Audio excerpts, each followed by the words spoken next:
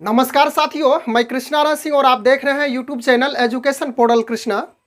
आज हम लोग इस वीडियो के माध्यम से बिहार में जो 7वें चरण की शिक्षक बहाली प्रक्रिया प्रारंभ होने की स्थिति में है, उसी से रिलेटेड महत्वपूर्ण बिंदुओं पे चर्चा करेंगे। और ख़ास करके इस वीडियो में इस बात की चर्चा करेंगे कि आज का जो समाचार पत्र में छपा है, यदि आप उसका अवलोकन किए होंगे, उसे यदि आप पढ़े होंगे, तो आपको इस बात की ज़रूर जानकारी होगी कि जो नियमावली 2012 के अंतर्गत छठे चरण की शिक्षक बहाली प्रक्रिया संपन्न हुई, उसमें बड़ा फेरबदल करने की बातें चल रही है।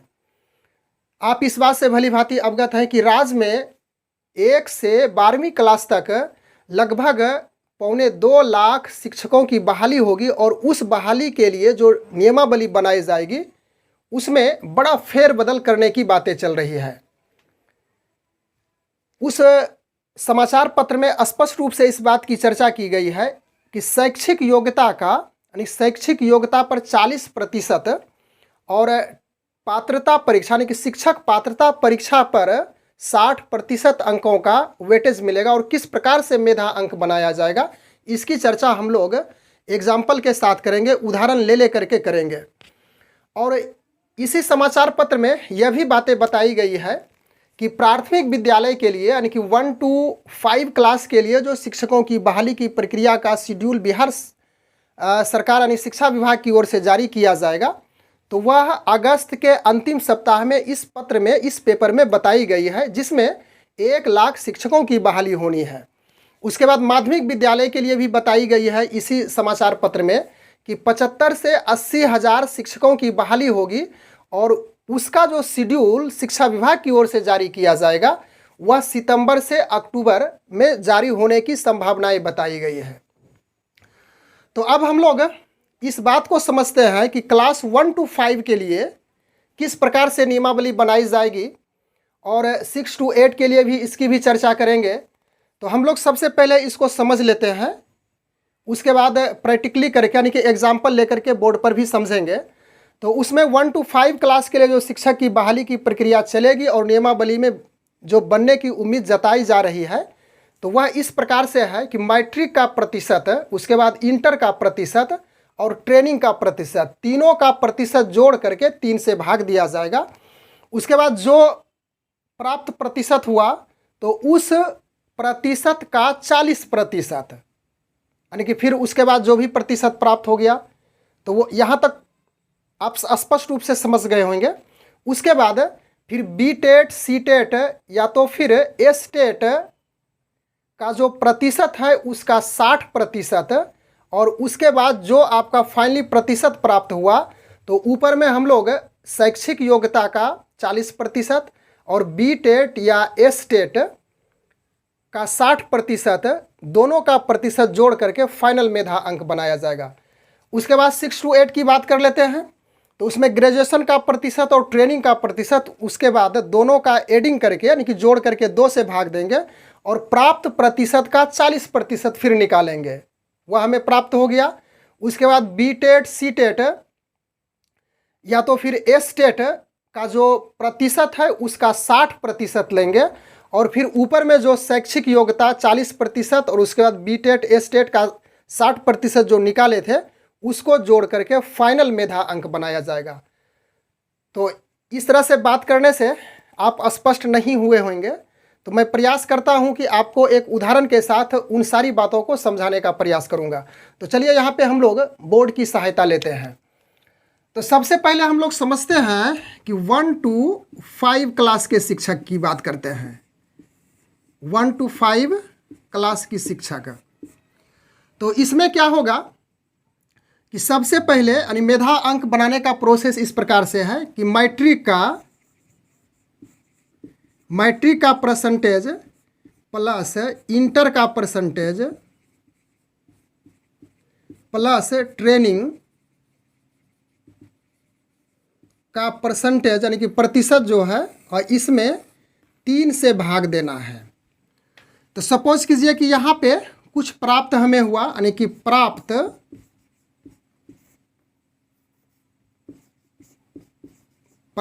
का फिर करेंगे 40% और यहाँ से हमें फाइनली प्राप्त हो गया कुछ भी प्राप्त हुआ तो चलिए इसे A% मान लेते हैं।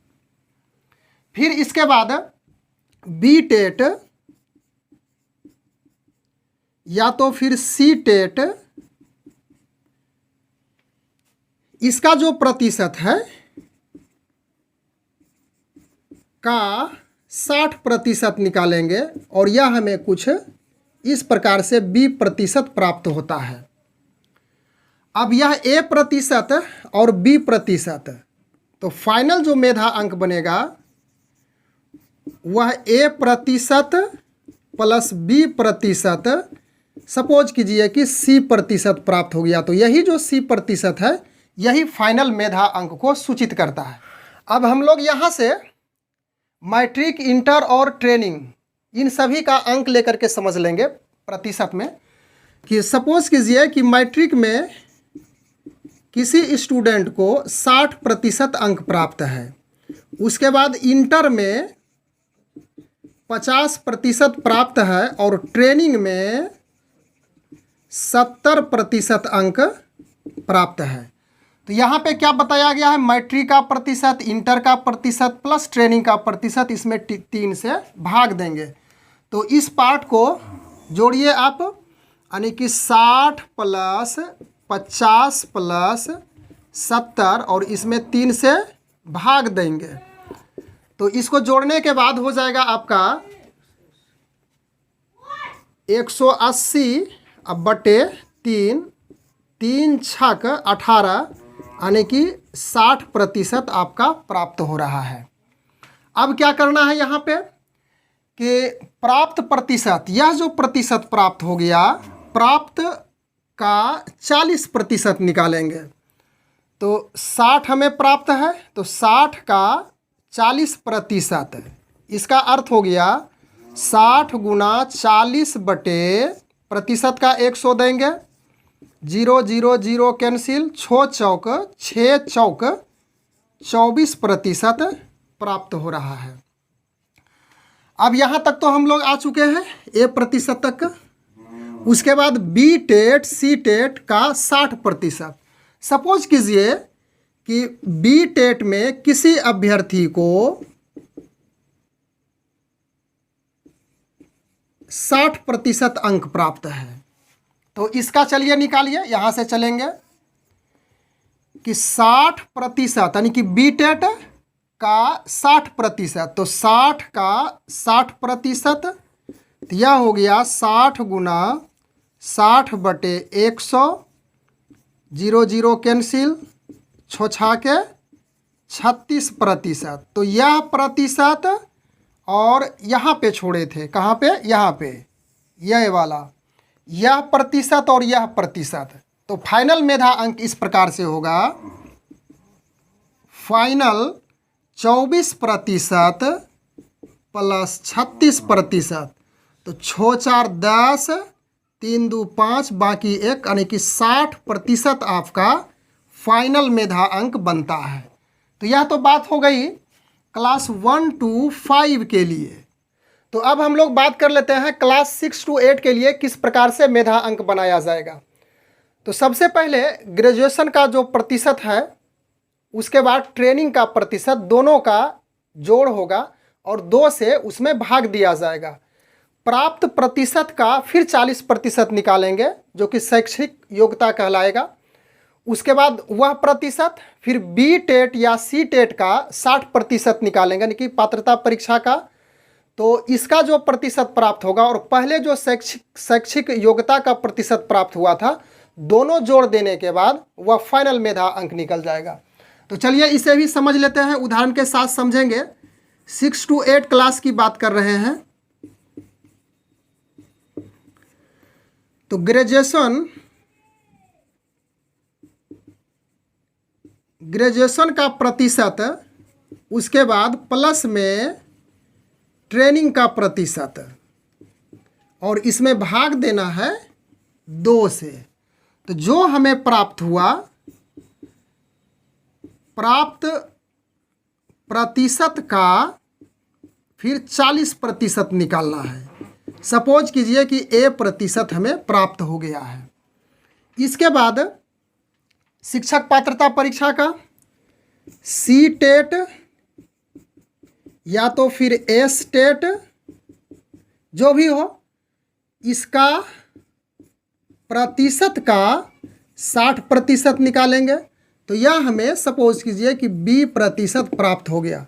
तो फाइनल जो मेधा अंक बनेगा वह A% प्लस B% का बन जाएगा। सपोज ये C% प्राप्त हुआ, तो यही मेरा फाइनल मेधा अंक बनेगा। अब इसे उदाहरण के साथ हम लोग समझते हैं। किसी विद्यार्थी का ग्रेजुएशन में सपोज कीजिए कि 60% अंक प्राप्त है, उसके बाद ट्रेनिंग में इसे 60% प्राप्त है, कुछ भी मान सकते हैं, जो जिस अनुसार से आपका उस अनुसार से बनाएंगे। तो 60 प्लस 60 और इसमें 2 से भाग देंगे तो 120/2 कट गया 60, यानी कि यह 60% हो रहा है। फिर 60 यानी कि प्राप्त का 40%, तो 60 का 40% निकालेंगे तो 60 का 40/100, 2 0 कट गया, 6 चौक 24%। और सी टेट में चलिए यहाँ पे करते हैं। सी टेट में उन अभ्यर्थी को कुछ प्रतिशत प्राप्त हुआ, चलिए 80% करते हैं। तो सी टेट का यानी 80%, यहाँ पे चलिए सी टेट एस टेट का 60%, तो 80% का 60% निकालेंगे तो 80 गुना 60/100, 2 0 कैंसिल, 8 छक 48%। तो यह हो गया बी आपका, यह हुआ ए और यह हुआ बी। यहाँ से चलिए यह ए, यह ए, यह बी है, तो यह बी हो गया।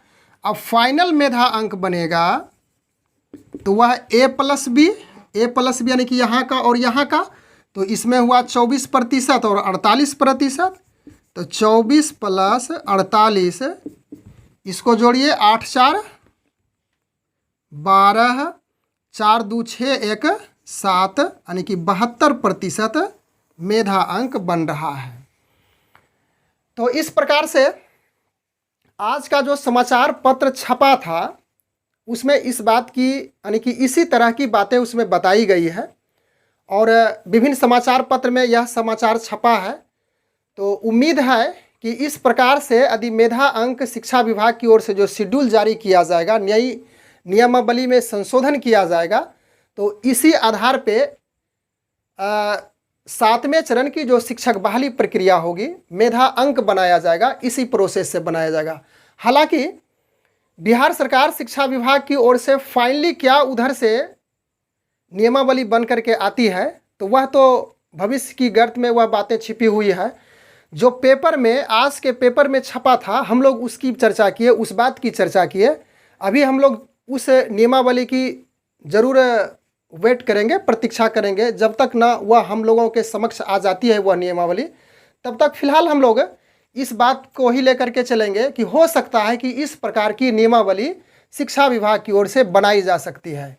तो आप निश्चित रूप से इस वीडियो के माध्यम से जो पेपर में बताया गया था उसको मैं समझाने का प्रयास किया, तो आप ज़रूर इस वीडियो को समझ करके लाभान्वित होंगे। आशा है कि बहुत जल्द से जल्द जो 7वें चरण की शिक्षक बहाली प्रक्रिया प्रारंभ होने की बातें कही जा रही है, वह जल्द उसका शेड्यूल जारी हो और बहुत दिनों से जो शिक्षक बनने की लालसा, बहुत दिनों से जो प्रतीक्षा में है शिक्षक बनने के लिए, उनकी लालसा, उनकी कामना पूरा हो। बस आज के वीडियो में इतने ही। Thanks for watching, good bye.